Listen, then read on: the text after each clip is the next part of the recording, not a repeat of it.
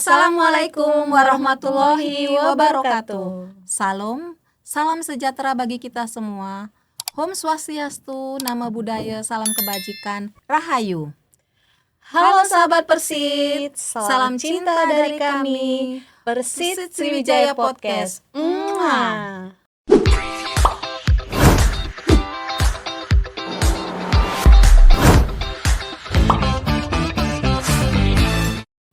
Mentari pagi bersinar ceria. Cakep. Semilir angin menyejukkan jiwa. Cakep. Selamat datang di podcast Persit Sriwijaya, cerita inspiratif penuh makna dan daya.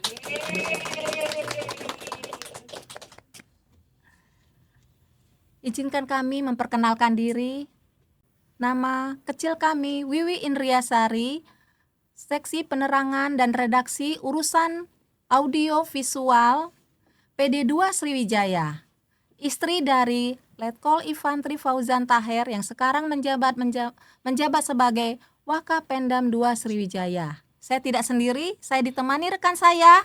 Saya Inneke Wilando Situmorang, Ketua Seksi Penerangan dan Redaksi Ranting 3 Pendam 2 Sriwijaya, istri dari Letkol Infantri Wilando Situmorang, jabatan sebagai Kaur Media Pendam 2 Sriwijaya. Di pagi hari ini dek, kita kedatangan narasumber yang spesial menambah edukasi wawasan kita agar kita bisa sharing untuk sahabat Persit kita semua. Sebelum memasuki perbincangan ini ada sebuah pantun. Silakan dek. Siap. Sahabat Persit Sriwijaya, sebelum kita memasuki perbincangan kita pada pagi hari ini, ada sebuah pantun untuk sahabat Persit Sriwijaya. Pagi cerah, langit membiru. Cakep. Burung berkicau di ranting kelapa. Cakep. Dokter Vivi hadir membawa ilmu, membawa wawasan bagi kita semua. Mari kita sambut narasumber spesial kita pada pagi hari ini, Dr. Vivi Septriani, spesialis anak. Silakan dok untuk memperkenalkan diri. Terima kasih Mbak Wiwi dan Mbak Inneke. Nama saya adalah Dr. Vivi Septriani, spesialis anak. Saya adalah istri dari Kolonel CKM Dr. Nirwan Arif, spesialis mata MHKes Mars.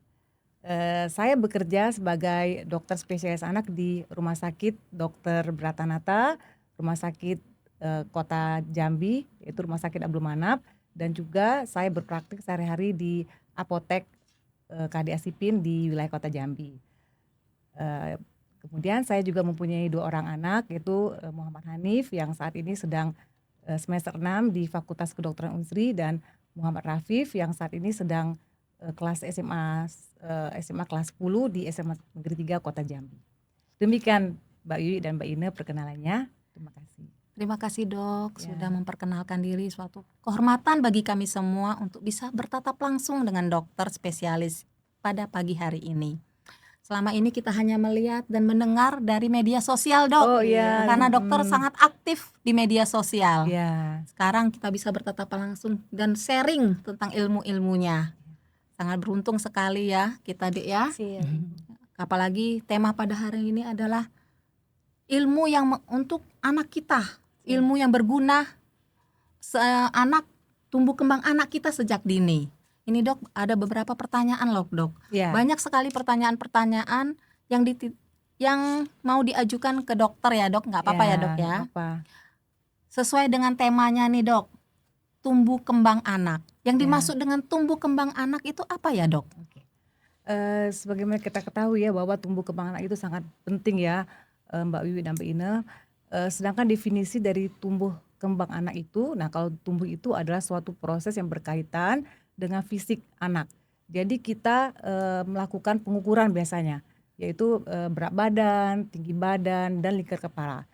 Jadi misalnya nih berat badan seorang anak ya, dari lahir misalnya dia mempunyai berat 3,5 kilo, kemudian pada saat usia 1 bulan dia akan bertambah biasanya 800 gram menjadi 4,3 seperti itu.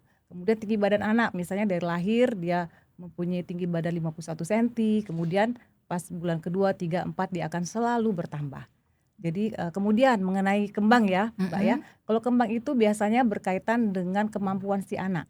Jadi misalnya berkaitan sama kemampuan bicara, kemampuan motorik ya, kemampuan emosional, kemampuan bersosialisasi seperti itu. Jadi misalnya anak usia 0 bulan kan dia hanya bisa merengek, menangis gitu Mbak Benar, ya. benar, benar. Kemudian pada saat usia 6 bulan dia bisa misalnya udah bisa belajar menengkurap, atau misalnya udah bisa ngesot-ngesot gitu ya Mbak ya, Ngesot-ngesot, ya maju misalnya mundur, maju mundur ya, maju Dok? mundur seperti Heeh. itu. Nah itu namanya adalah suatu perkembangan anak. Perkembangan. Dan memang tumbuh kembang ini harus berkesinambungan Mbak. Jadi Oh, seperti itu. Jadi dia harus berjalan secara beriringan. siap. Jadi itulah sangat penting kita mengamati tumbuh kembang anak tersebut agar si anak bisa bertumbuh dan berkembang secara optimal. Oke, Demikian, Dok. Oke, Dok.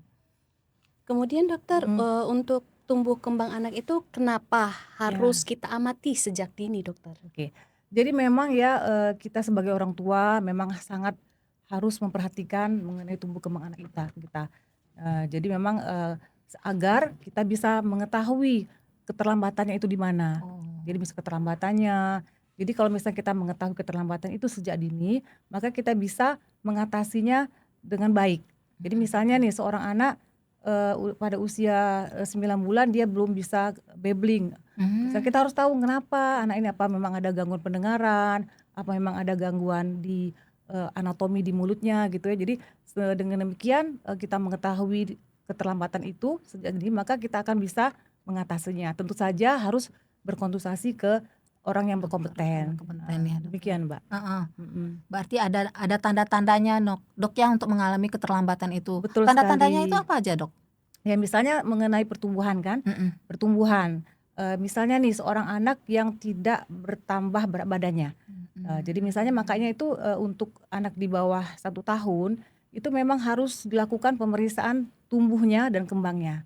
Nah pertumbuhannya itu terutama mengenai berat badan, tinggi badan, lingkar kepala, yang artinya kita melakukan deteksi dini.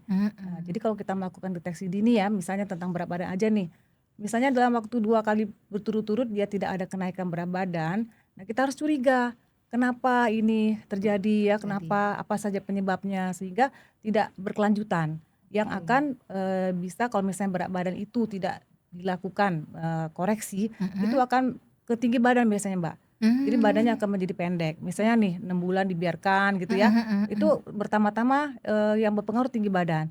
Kemudian ujung-ujungnya ke lingkar kepala. Lingkar kepala yang akan menjadi mengecil dan akan berkelanjutan menjadi kemampuan kecerdasannya itu akan menjadi berkurang. Nah itulah yang dinamakan stunting. Kalau misalnya tinggi badan dia menjadi pendek gitu ya, makanya stunting itu ya memang merupakan suatu hal yang sangat emergensi di mana harus kita lakukan pencegahan sedini mungkin. Oke. Dan apakah dokter semua anak itu mencapai milestone-nya di umur yang sama dokter? Milestone ya, jadi memang tiap-tiap anak itu berbeda-beda. Misalnya ada anak yang misalnya udah bisa duduk pada usia 10 bulan, ada yang tidak belum ya, benar. Dok? Nah, jadi memang berbeda-beda. Ada juga anak yang tahu tiba-tiba udah usia 9 bulan udah bisa Sudah bisa jalan. jalan, iya, Jadi Dok. memang, tetapi yang penting kita pantau aja. Iya. Kita pantau sesuai dengan ada parameternya. Jadi kita mau harus mempunyai buku yang namanya itu buku KIA. KIA. Jadi buku KIA seperti ini. Jadi mungkin saya rasa pasti sahabat setiap Persib, Mak. sahabat Persib pada punya semua kan. Iya, Buku iya, seperti iya. ini. Jadi makanya setiap konsul ke dokter spesialis anak Ke atau puskesmas ke ya, Dok? puskesmas harus selalu Membawa, membawa buku ini biar pada tahu usia 0 perkembangannya. sampai 5 tahun. Jadi ini bukan promosi buku loh, ini Iya, merupakan suatu iya, buku yang Dok. memang dikeluarkan oleh Kemenkes. Iya, Jadi dari memang pemerintah. dia pemerintah. Jadi biasanya didapatkan pada saat di puskesmas Puskesmas. ya, mungkin mudah-mudahan tersedia ya. Atau misalnya yang tahun ini tahun 2025 yang baru. Yang terbaru. Yang terbaru 2005 atau 2024 ya. Yang terbaru ini, sehingga sebaiknya ini 2024. 2024. Iya, 2024 yang terbaru. Nah, kemudian jadi sebaiknya ya harus punya ibu-ibu ya, baik ibu hamil. Kebetulan Mbak Ineke lagi hamil. Jadi Dok. memang sangat penting untuk 1000 hari pertama kehidupannya. Ya 9 bulan itu memang harus dilakukan pemeriksaan ya hamil sebagainya. Demikian Ibu. Oke. Kita berdua nih kan Mbak Ina ini aktual dan saya PNS ya dok Oh ya. iya. Sama-sama sibuk kerja nih. Betul. Bagaimana cara, apalagi sahabat-sahabat Persis kan Banyak bukan yang bekerja ya, Bu, banyak ya. bekerja, Banyak bekerja juga, bagaimana benar. caranya untuk memantau tumbuh kembang anak itu dok? Oh ya, baiklah. Jadi untuk pemeriksaan tumbuh kembang anak, memang sekarang sebenarnya banyak aplikasi. Seperti aplikasi kalau dari Ikatan Dokter Anak Indonesia ada yang namanya Primaku. Nah, itu mungkin bagi teman-teman Persit ya, sahabat-sahabat Persit yang mempunyai gadget ya bisa mendownload itu ya. Jadi memang tetapi kadang-kadang kita kan di sini kan bukan Persit saja ya, mungkin ada Pemirsa. para pemirsa di sini yang orang umum, Masyarakat umum, mungkin dari masyarakat pelosok cukup memakai buku ini. Siap, sudah Iya, benar-benar buku KIA ini. Jadi memang nanti tinggal minta aja di puskesmas ya, semoga masih tersedia, atau kalau tidak tersedia nanti bisa di-download dan di-print di di website ya ya di dok. website kan ada websitenya nanti mungkin nanti di di bawah yang ini kita Siap, ada di bawah. nanti kita Siap.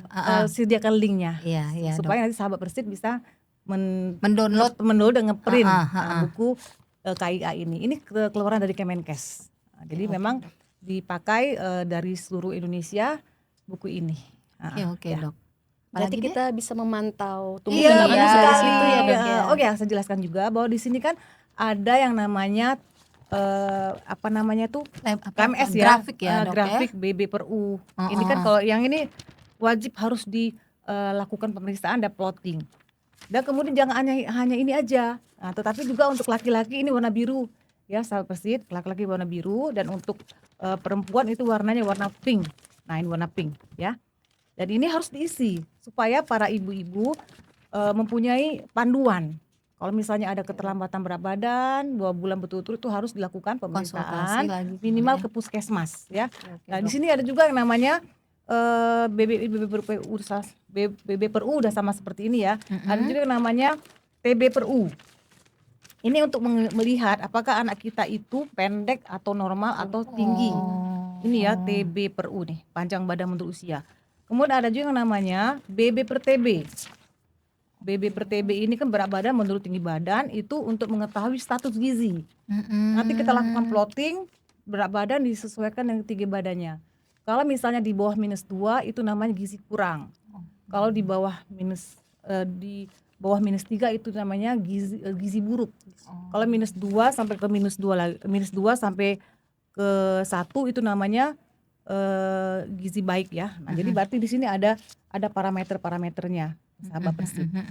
Jadi itulah cara kita memantau tumbuh kembang anak kita agar jangan sampai terjadi keterlambatan, ketidaktahuan bahwa terlambat misalnya 6 bulan anak saya berat badan segini aja baru nyadar. Ya ternyata itu udah suatu hal yang memang keterlambatan, tetapi jangan khawatir. Tidak ada kata terlambat untuk memperbaiki pertumbuhan dan perkembangan anak. Jadi kita harus mengejar ya dok ya, Betul sebagai orang sekali. tua perkembangan anak Iya, itu. betul.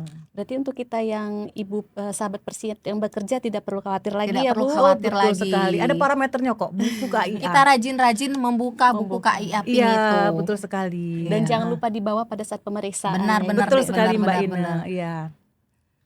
Oke.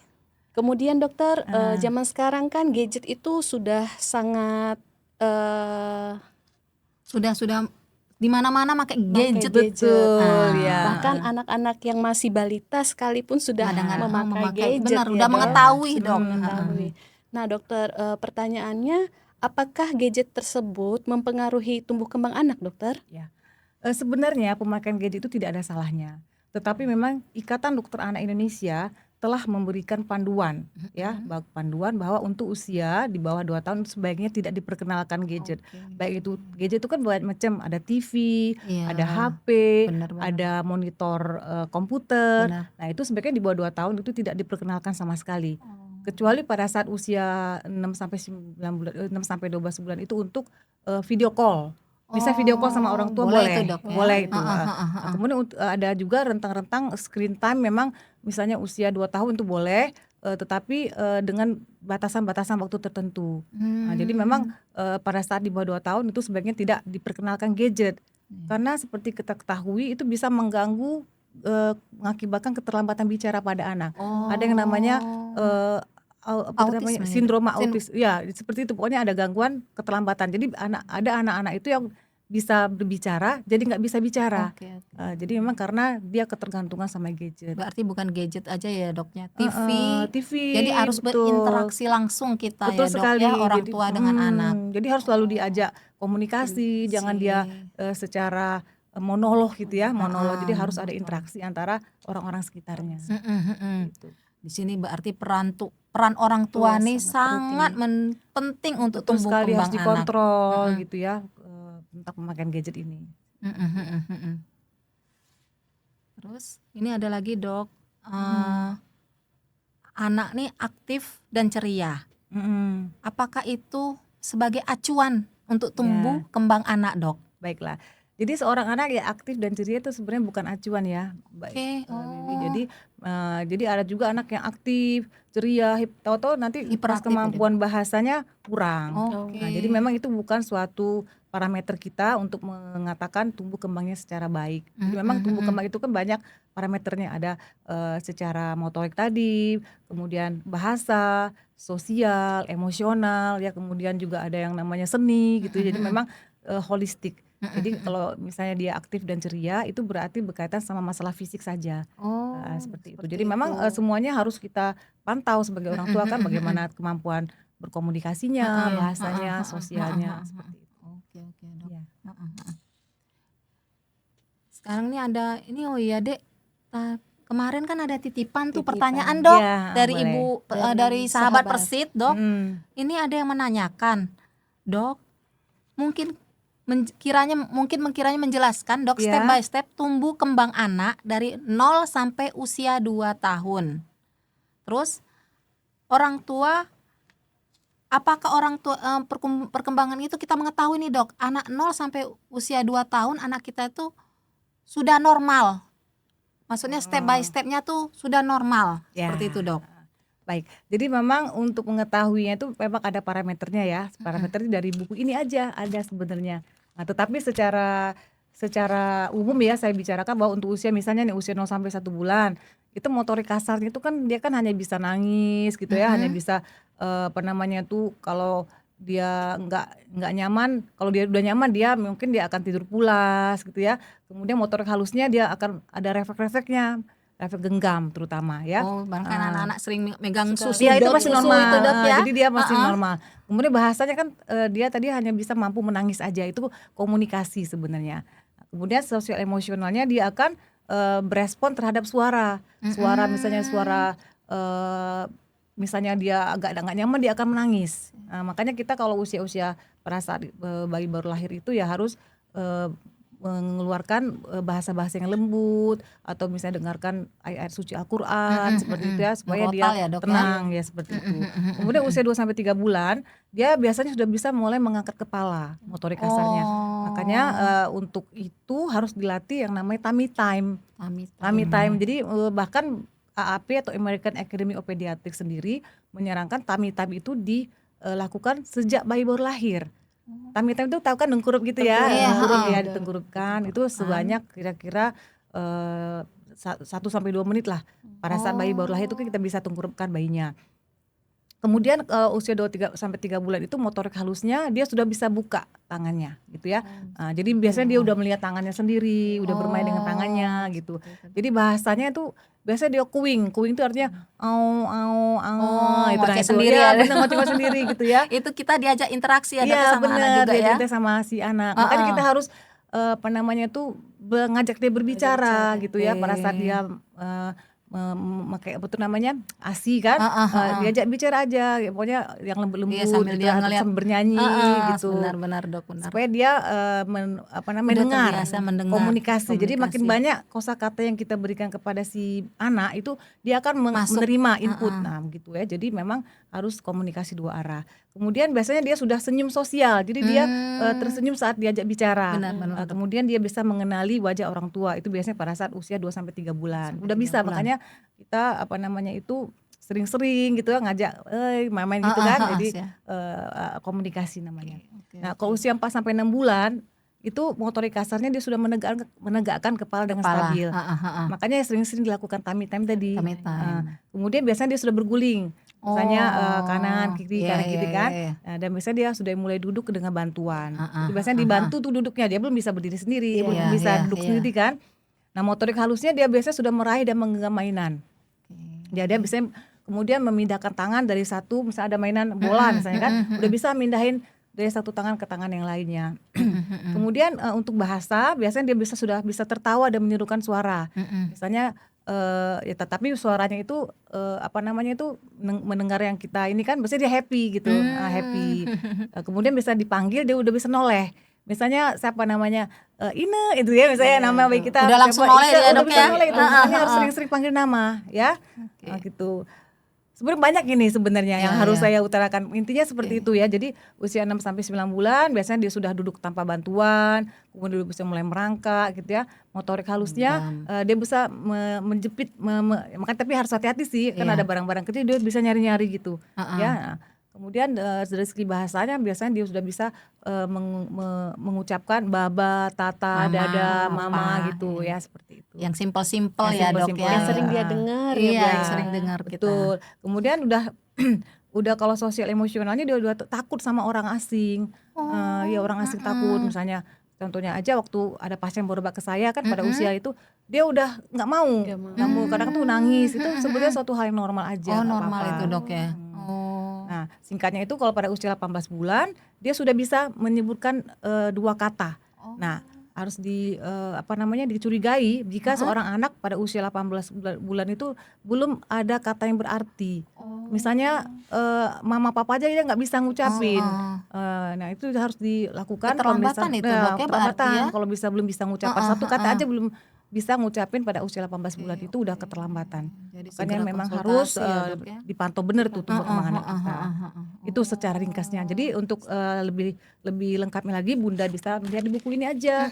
Makanya rajin-rajin buka bukunya ya, pantau gitu ya, ada enggak gitu keterlambatan. Di sini nanti biasanya dilakukan ada pemantauan nih Bu. Jadi pada halaman 53 nih contohnya.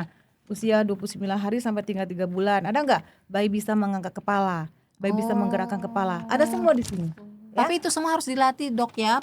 Kita Ini- latih ya. Enggak, ini kita lihat aja dulu. Karena ada stimulasinya. Nah, seperti stimulasi itu. bayi pada rentang usia 29 hari harus dipeluk, dia dicium, senyum, tatap muka, menirukan ocehan. Semuanya ada di sini, Bunda. Makanya saya sangat mensosialisasikan ya. Saya kan aktif juga di TikTok, Di ya, TikTok. di YouTube untuk mensosialisasikan ini. Ini kan dari Kemenkes sama Ikatan Dokter Anak Indonesia juga. Iya, Jadi Dok, ya, Dok. dengan harapan saya agar para ibu yang bisa memakai buku ini jadi bisa mengetahui keterlambatan enggak anaknya. Demikian Ibu. Nah, Oke, Dok. Sesuai dengan penjelasan dari dokter itu, kita nih sering mendengar nih anak saya giginya udah tumbuh nih, Dok. Ya. Sedangkan berjalannya terlambat dari usia 1 tahun. Tapi ada yang anak usia 1 tahun udah lancar untuk berjalan, sedangkan giginya nggak tumbuh, Dok. Apakah itu mengalami keterlambatan, Dok? Baik. Jadi sebenarnya itu tidak ada hubungannya ya, Mbak Wiwi, antara misalnya tumbuh gigi duluan dengan jalan duluan tuh nggak ada keterlambatan, nggak ada hubungannya. Jadi yang penting kita pantau aja yang sesuai dengan apa yang ada di milestone-nya tadi. Nah, jadi memang tumbuh gigi itu sampai usia, saya kurang paham, nanti konsultasi lagi ke dokter giginya sampai usia berapa tumbuhnya maksimal ya. Tapi kalau misalnya usia 9 bulan belum tumbuh gigi itu masih normal aja. Nah, misalnya dia udah bisa jalan duluan itu masih justru normal kan. Kalau misalnya memang kalau usia 2 tahun nih belum jalan ya memang harus dipantau lebih lanjut, dilakukan pemeriksaan lebih lanjut. Atau kalau misalnya belum tumbuh gigi ya pada usia tersebut memang harus dilakukan pemeriksaan lebih lanjut. Tapi mengenai tumbuh gigi duluan dengan jalan duluan dengan bicara duluan itu tidak ada hubungannya. Tidak ada hubungannya, Ya, Dok, secara ya. ilmiah. Secara ilmiah tidak ada hubungan. Ya, betul sekali. Terus ada juga yang, Dek, kalau misalnya wah anak saya sakit mau tambah pinter, Dok, katanya. Itu bagaimana, Dok? Itu juga nggak ada bukti ilmiahnya. Oke, Iya, karena seperti orang itu. tua seperti itu udah katanya ini mau tambah pinter, panas banget mau apa mencret atau apa, Dok, ini mau tambah pinter nih anak kita nih, Dok. Betul. Dan juga harus diobatin. Ya kalau misalnya memang diare atau gimana ya itu kan bisa anak-anak bisa cepat terjadi dehidrasi kan. Iya, Jadi benar, memang harus benar, cepat diatasi dengan cara ya berobat ke puskesmas terlebih dahulu minimal untuk diatasi diarenya.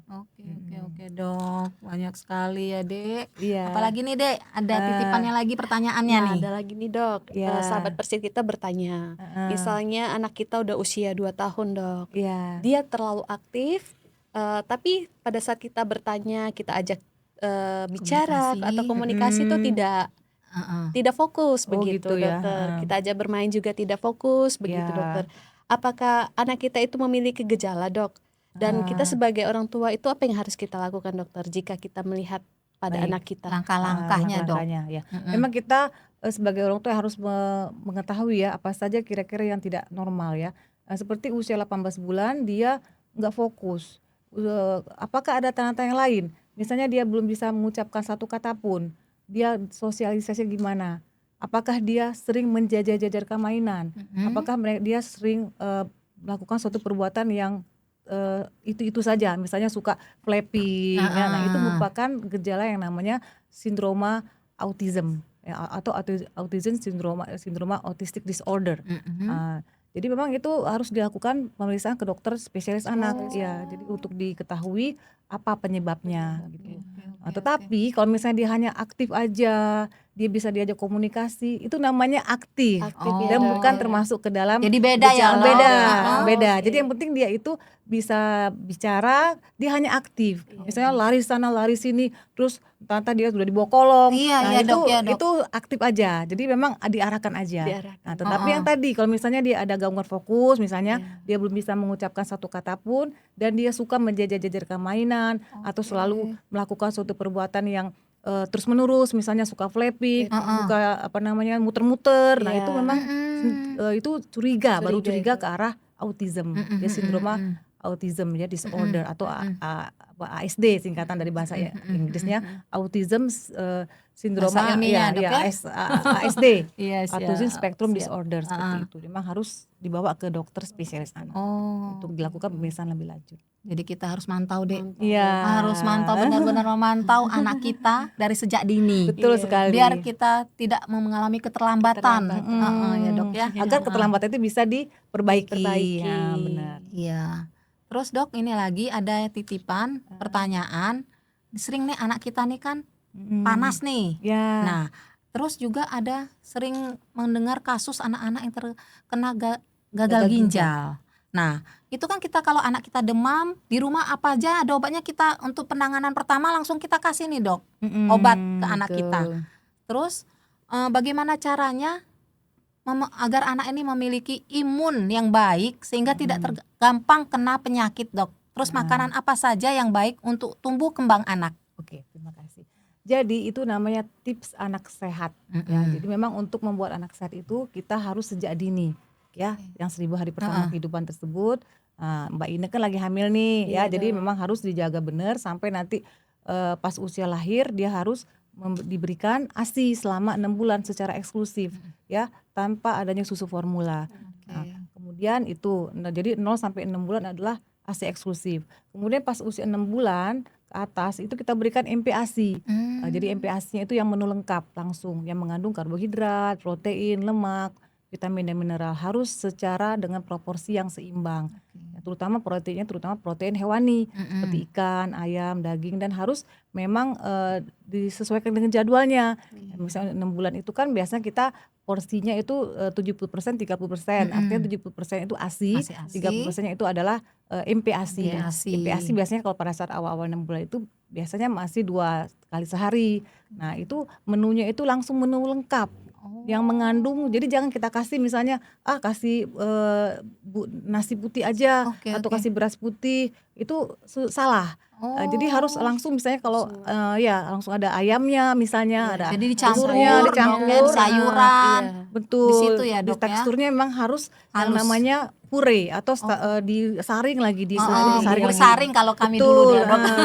Dan benar, pakai tetapi saringan kandungannya itu. harus mengandung protein hewani terutama ya, karbohidrat, lemak, vitamin dan mineral. Nah, itulah. Jadi memang nutrisi terutama. nutrisi. Kemudian juga supaya anak kita sehat adalah imunisasi. Oh. Pemberian imunisasi. Jadi Imunisasi sampai lengkap tentunya, Dok, ya? bener, dari 0 bulan sampai usia 18 tahun malahan. Ada Iya, sekarang ada tuh. lagi 18 Iya, tahun. Jadi 0 18 sampai 2 tahun. tahun kan ada di sini nih ada lagi yang namanya rekomendasi imunisasi sesuai dengan Ikatan Dokter Anak Indonesia, bisa di-download juga. Di situ nanti ada tertera secara sistematis usia berapa aja. Jadi yang penting ASI lengkap 0 sampai 6 bulan. Ini kalau kita dari awal ya, Iya, Mbak, iya, kita Dok. memang mempunyai seperti Mbak Ine nih. Iya, Dok. Dijaga benar kehamilannya sampai nanti lahir ASI 0 sampai 6 bulan, kemudian MPASI lengkap, imunisasi, dan menjaga lingkungannya harus bersih dan sehat. Dan kemudian juga airnya harus bersih. iya, benar, Air benar, bersih. benar. Dan juga harus asuhlah anak kita dengan penuh kasih sayang. ASI, asa, asuh. Nah, Si itu. asa asuh. Ya, betul sekali. Dalam lingkungan keluarga kita. Seperti Oke, itu. oke. Kalau mau tips anaknya menjadi sehat dan cerdas, serta terhindar dari stunting. Betul. Dok, ya. Wah, luar biasa sekali pada Iya. pagi hari ini perbincangan kita, Dek. Menambah wawasan, Iya. pengetahuan. Iya. Sayang waktunya tidak mencukupi ya, Iya. Dok. Karena senang sekali ya bincang-bincang sama sahabat bersih Tidak tadi. waktunya itu loh, Dok. Iya, Seharusnya ngobrolnya lebih lama. banyak lagi ya, Dok, ya. Betul. Izin, Dok, kiranya dokter bisa menyampaikan pesan kepada sahabat Persit sesuai dengan tema pada pagi hari ini, Dok. Oke. Baiklah sahabat Persit yang ada di seluruh Indonesia, mungkin ya kalau yang melihat podcast ini, jagalah anak-anak kita ya, mulai dari 1000 hari pertama kehidupan itu. Itu dari dia usia dari kehamilan 9 bulan sampai usia 2 tahun. Terutama kita harus pantau ya pada saat dia habis lahiran, itu harus dikasihkan ASI selama 6 bulan ya, atau ASI eksklusif. Kemudian 6 bulan lebih dari situ harus diberikan MPASI yang tentu saja ASI tetap diberikan.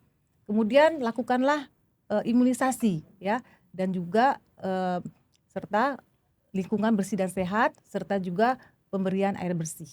Demikian, dan pantaulah tumbuh kembang anak kita dengan menggunakan panduan buku KIA yang dikeluarkan oleh Kemenkes. Dan kalau misalnya memang belum ada, bisa nanti kita taruh linknya di deskripsi ya, link deskripsinya di podcast ini nanti kita berikan. Demikian sahabat Persit yang ada di seluruh Indonesia, semoga bermanfaat. Jadi Sobat Persit Sriwijaya, pertumbuhan dan perkembangan itu sangat saling berkaitan dan sangat sulit untuk dipisahkan. Kemudian untuk seorang ibu juga harus mempersiapkan kehamilannya dengan memeriksa kehamilan sebelum ditemukan adanya gejala atau infeksi yang dapat ditangani sebelum kehamilan agar tidak menimbulkan resiko pada pertumbuhan dan perkembangan janin. Kemudian manfaatkan Sobat Persit untuk buku Pink KIA sebagai panduan bagi ibu untuk mendeteksi dan menstimulasi tumbuh kembang anak. Dan terakhir, setiap anak seharusnya ada perbedaan pada pencapaian tumbuh kembangnya jika stimulasi dilakukan dengan baik pada setiap tahapan tumbuh kembangnya. Luar biasa sekali ilmu yang kita didapat pada hari ini, Dek. Dokter Vivi tentang perlunya mengamati tumbuh kembang anak sejak dini, menambah wawasan kita, dan kita pada hari ini ilmunya sangat bermanfaat sekali dalam membantu para sahabat Persit Sriwijaya dimanapun berada dalam mengamati tumbuh kembang anak. Dan sebelum kita mengakhiri acara podcast kita pada hari ini, kami mempunyai pantun untuk sahabat Persit di rumah. Bunga mawar harum mewangi, Cakep. tumbuh subur di tepi telaga. Cakep. Sampai di sini bincang kita hari ini. Semoga menginspirasi dan membawa bahagia. Kami ucapkan terima kasih kepada Dokter Vivi yang berkenan meluangkan waktu pada pagi hari ini. Semoga Persit semakin jaya dan selalu dalam lindungan Tuhan Yang Maha Esa dalam mendampingi suami dimanapun kami berada. Amin. Dan tidak lupa kami aturkan terima kasih kepada sahabat Persit daerah 2 Sriwijaya yang sudah bergabung menyaksikan podcast pada acara hari ini. Saya Wiwi Indriasari. Saya Inneke Wilando Situmorang. Saya Dr. Vivi Septriani, spesialis anak. Sampai berjumpa kembali di Persit Sriwijaya Podcast selanjutnya. Wassalamualaikum warahmatullahi wabarakatuh.